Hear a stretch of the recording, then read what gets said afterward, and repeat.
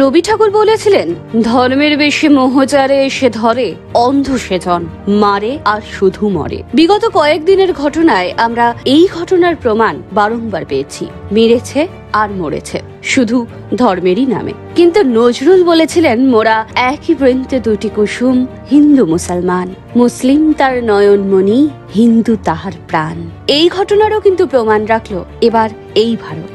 ব্রাহ্মণ সন্তানের ভিক্ষা মা ও বাবা হলেন এক মুসলিম দম্পতি। উপনয়ন অনুষ্ঠানের প্রথা ভাঙা এই বিরল ঘটনার সাক্ষী থাকলো বীরভূমের রামপুরহাট।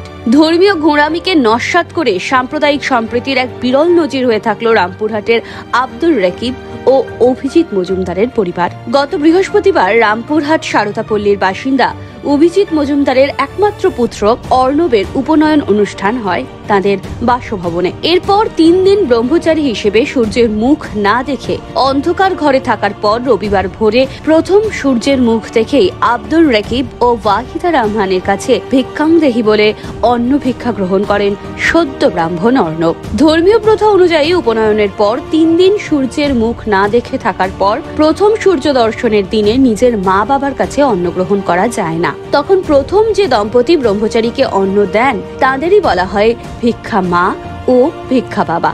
এ নিয়ম ব্রাহ্মণ ধর্মের অতি গুরুত্বপূর্ণ নিয়ম, বলতে পারেন ব্রাহ্মণ হয়ে ওঠার প্রথম নিয়ম। রকিব এবং তার স্ত্রী ওয়াহিদা নতুন পাজামা পাঞ্জাবি এবং শাড়ি পরে এদিন ভোরে অভিজিতের বাড়িতে পৌঁছে যান এবং ব্রহ্মচারী অর্ণবকে প্রথম ভিক্ষা দেন। স্থায়ীভাবে এই অনুষ্ঠানটিকেই বলা হয় মুখ দেখার অনুষ্ঠান। অভিজিৎ বলেন, রকিব তার দীর্ঘদিনের শুভাকাঙ্ক্ষী। বছর 5 আগে তার স্ত্রী তাকে ছেড়ে চলে যান। তখন অর্ণবের বয়স মাত্র 5 বছর। তখন থেকেই রকিব ও তার স্ত্রী ওয়াহিদা অর্ণবকে তাদের নিজের সন্তানের মতোই স্নেহ করে আসছেন। তাই রকিব ও ওয়াহিদাকেই তার পুত্র অর্ণবের মুখ দেখার প্রস্তাব তিনিই প্রথম দিয়েছেন। অত্যন্ত আনন্দের সঙ্গে এই প্রস্তাব গ্রহণ করেন সস্ত্রীক রকিব। তার অবসরপ্রাপ্ত মা স্কুল শিক্ষিকা সত্যরোধ্য কল্যাণী দেবীও এ ব্যাপারে উৎসাহ দিয়েছেন।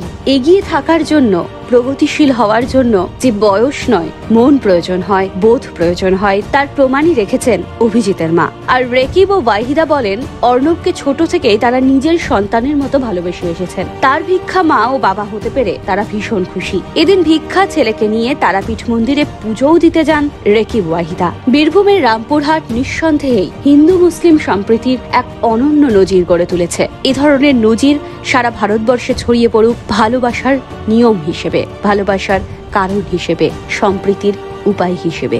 আপনার ছেলের ভিক্ষা বাবা হচ্ছেন আব্দুর রকিব সাহেব, আপনার কেমন লাগছে, কতটা অনুভূতি হচ্ছে? আমার এটা খুবই দারুণ হর্ষের অনুভূতি হচ্ছে। আর আমি এটাতে সবথেকে আমার যে ছেলে, যেহেতু ব্রহ্ম সন্তান হিসাবে ছেলের তো পৈতে দেওয়াটা আমার তো কর্তব্যের মধ্যে পড়ে।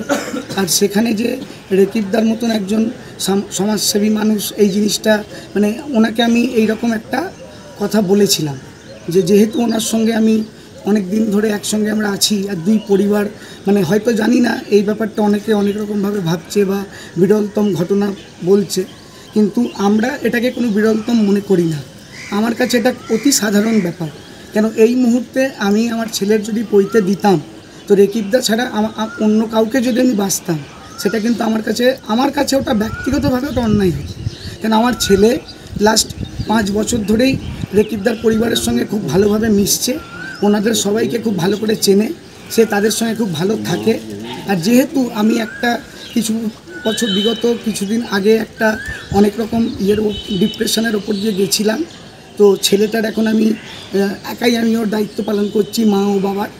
তো এই জন্যে এই ছেলেটাকে মানুষ করার জন্যে ওনাদের আমি অনেক সহযোগিতা পেয়েছি। খুবই ভালো লাগছে একটা মা হারা ছেলের মা হতে পেরে। ওদের সঙ্গে আমাদের অনেক দিনের রিলেশন, আসা যাওয়া। ওর যে মা নাই সেটা খুব খারাপ লেগেছিল, ওই জন্য ভিক্ষা মা হতে পেরে খুবই নিজেকে আনন্দিত মনে হচ্ছে। অবশ্যই এটা বিরল, কিন্তু আমি এটাকে অতি বিরল মনে করি না।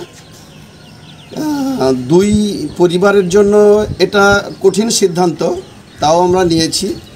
এটা আমরা মানুষের মধ্যে, রামপুরহাট ভালোবাসার শহর, প্রেমের শহর, সম্প্রীতির শহর, তাই রামপুরহাটে এইরকমই নজির হয়।